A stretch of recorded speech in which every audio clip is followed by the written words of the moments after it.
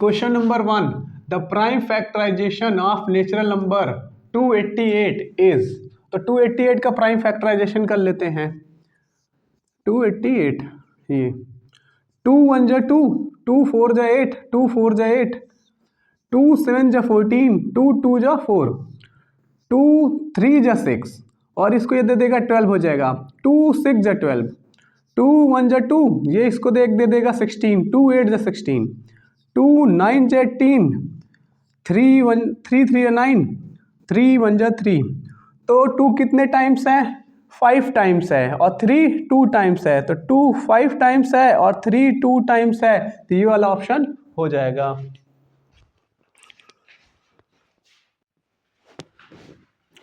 Question number 2, 2 cos theta is equal to 1, then the value of theta is.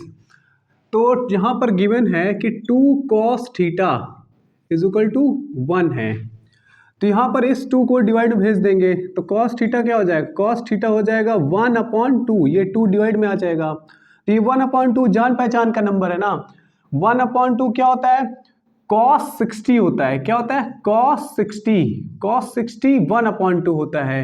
और ये cos theta के place पे cos theta लिख देंगे।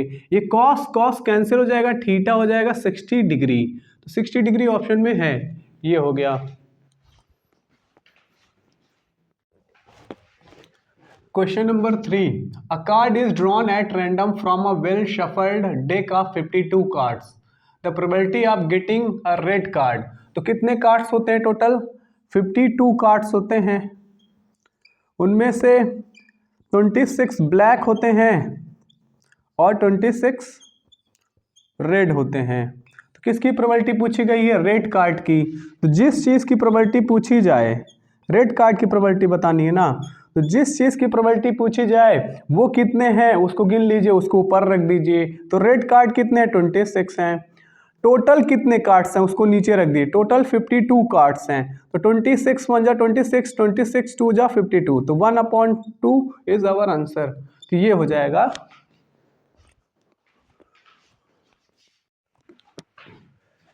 Question number 4, the discriminant of the quadratic equation 2x² - 5x - 3 is equal to 0 is. तो इसका discriminant बताना है, इसको नोट कर लेता हूँ। 2x² - 5x - 3 is equal to 0, ये क्वाड्रेटिक इक्वेशन है। तो क्वाड्रेटिक इक्वेशन किस फॉर्म की होती है?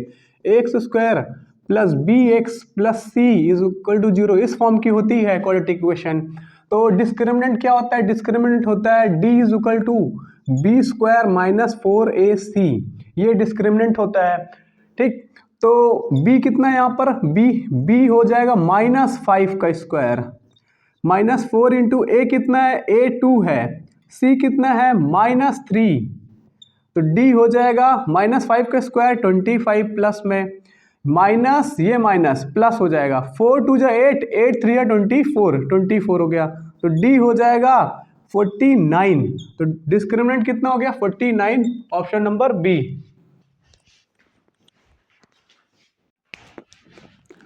Question number 5, the distance between the points 3, 0 and 0, -3। एक ये पॉइंट है a 3, 0, दूसरा पॉइंट है b 0, -3। इन दोनों के बीच की डिस्टेंस चाहिए। तो कैसे निकालें डिस्टेंस? डिस्टेंस फॉर्मूला क्या होता है? AB इज इक्वल टू √, इसको x1 मान लेते हैं, इसको y1 मान लेते हैं, इसको x2, इसको y2। तो डिस्टेंस फॉर्मूला होता है x2 - x1 whole square plus y2 - y1 whole square, ये डिस्टेंस फॉर्मूला होता है। x2 क्या है? x2 यहाँ पर 0 है, x2 0 है, माइनस x1 क्या है? 3 है होल स्क्वायर प्लस y2 क्या है? -3 है और माइनस y1 कितना है? y1 0 है होल स्क्वायर √0 - 3 का स्क्वायर, तो 9 हो जाएगा। यहाँ पर -3 और -0, तो -3 का स्क्वायर 9, तो यहाँ पर हो जाएगा √18 हो जाएगा। तो √18 का प्राइम फैक्टराइजेशन 3 6 18 होता है ना, तो ये 3 बाहर आ जाएगा, 3 √2 ये ऑप्शन हो जाएगा।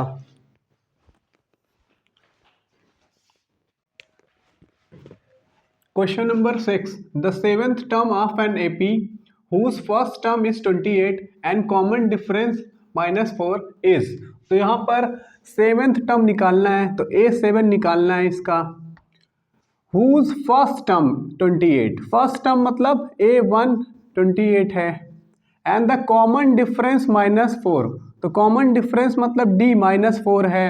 हमें सेवेंथ टर्म निकालना है। तो nth टर्म का फॉर्मूला क्या होता है? nth टर्म का फॉर्मूला क्या होता है, याद कर लीजिए इसको। nth टर्म का फॉर्मूला होता है an = a + n-1 × d। ये होता है nth टर्म का फॉर्मूला। ये an मतलब nth टर्म। तो यहाँ पर n के प्लेस पे 7 रखेंगे।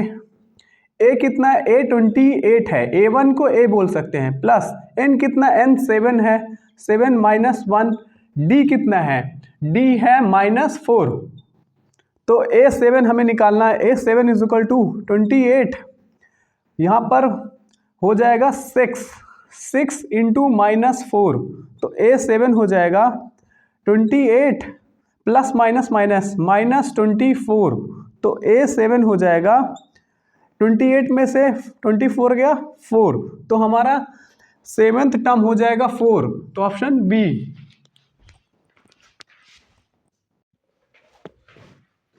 Question number 7, the graph of y = p of x is shown in the figure for some polynomial p of x, the number of zeros of the p of x।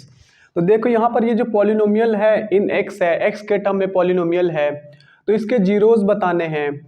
तो zeros मतलब होता है ऐसी x की value जिसके लिए ये जो p ऑफ x की वैल्यू है जीरो आ जाए।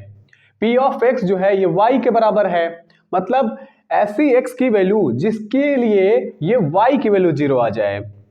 तो यहाँ पर देखिए ग्राफ बना हुआ है, ये y एक्सिस है और ये x एक्सिस है। तो ऐसी x की वैल्यू जिसके लिए y की वैल्यू जीरो आ जाए, y मतलब p ऑफ x की वैल्यू जीरो आ जाए। तो ऐसी x की वैल्यू जिसके लिए y की वैल्यू जीरो आ जाए, तो y जीरो कहाँ पे होता है? y कोऑर्डिनेट जीरो कहाँ पे होता है? x एक्सिस के ऊपर होता है ना। तो ऐसी x की वैल्यू जिसके लिए y जीरो हो, तो y x एक्सिस के ऊपर जीरो होता है। तो ये ग्राफ कहीं भी x एक्सिस को कट नहीं कर रहा है, ना टच कर रहा है, मतलब कि इसके मतलब y कभी भी जीरो नहीं होगा यहाँ पर। तो यहाँ पर y कभी जीरो नहीं होगा, तो x की कोई भी ऐसी वैल्यू ही नहीं मिलेंगी जिसे हम जीरो कह सके, है ना। तो अगर ये ग्राफ x एक्सिस को मान लो कट करता, तब जिस पॉइंट पे वो कट करता उस पॉइंट पे y जीरो रहता, क्योंकि x एक्सिस है, x एक्सिस पे y कोऑर्डिनेट जीरो होता है, तब जीरोस हमें मिल जाते हैं। तो याद रखिए जब भी बोले कि नंबर ऑफ जीरोस कितने होंगे इसके, तब ये x एक्सिस को जितनी जगह कट करेगा ये ग्राफ उतने जीरोस होंगे, या फिर x एक्सिस को जितनी जगह टच करेगा उतने जीरोस होंगे। तो ये ग्राफ एक भी जगह x एक्सिस को नहीं टच कर रहा है, न कट कर रहा है, इस वजह से इसके एक भी जीरोस नहीं होंगे। तो ऑप्शन ये हो जाएगा।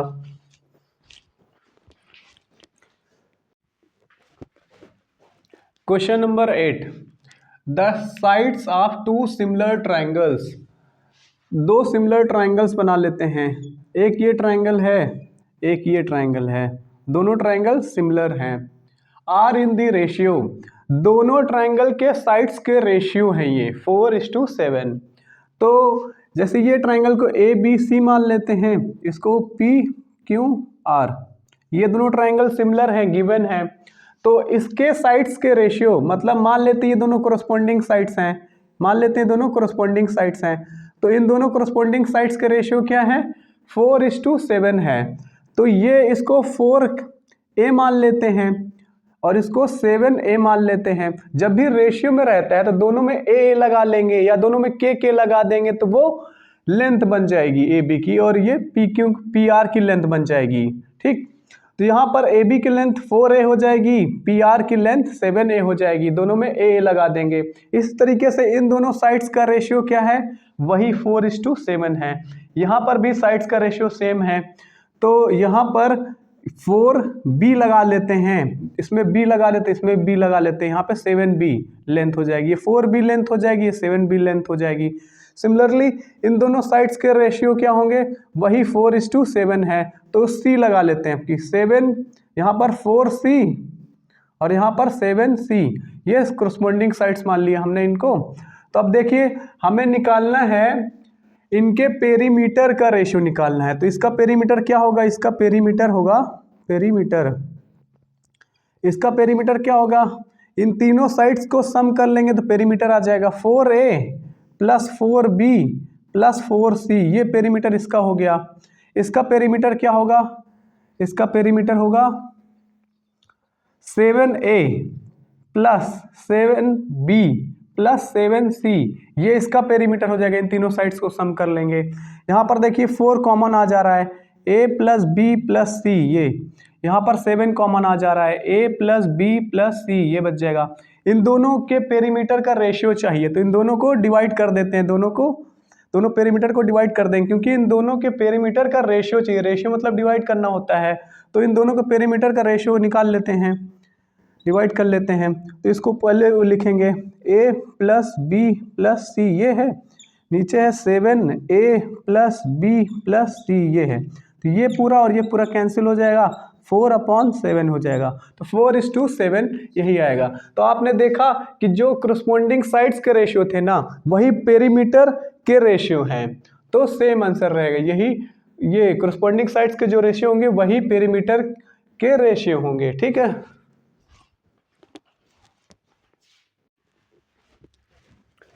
Question number 9, in the given figure AB is parallel to CD, मतलब दोनों पैरेलल हैं।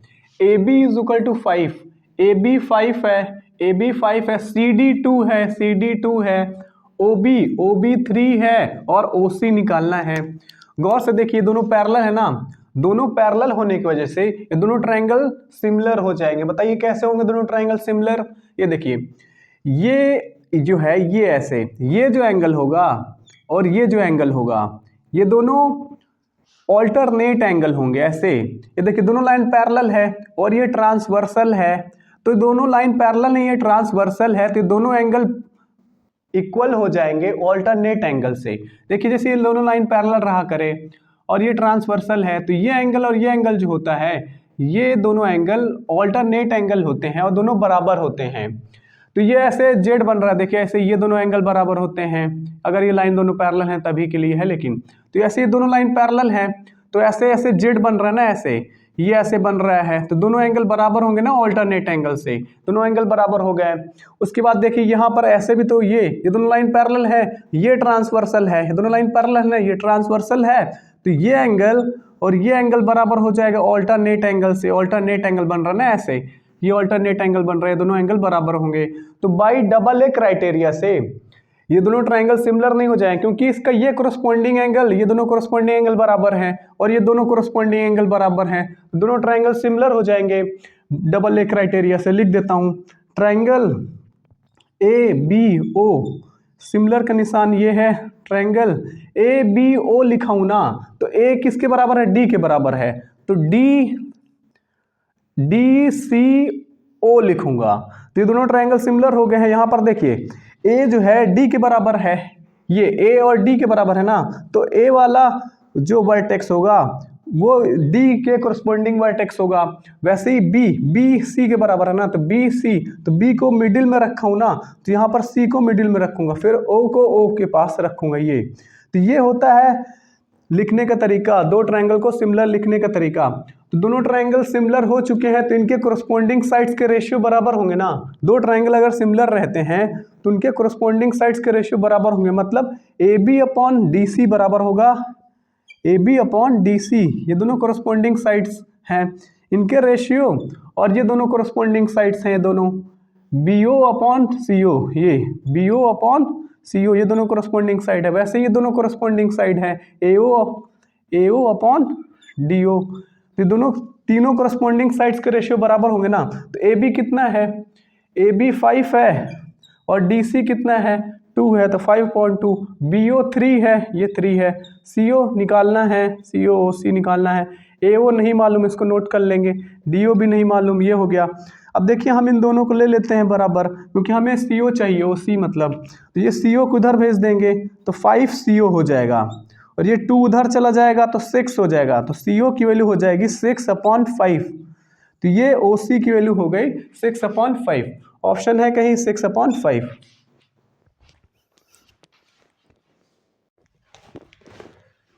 Question number 10, the sum and the product of zeros of the polynomial p of x is equal to x square plus 5x plus 6।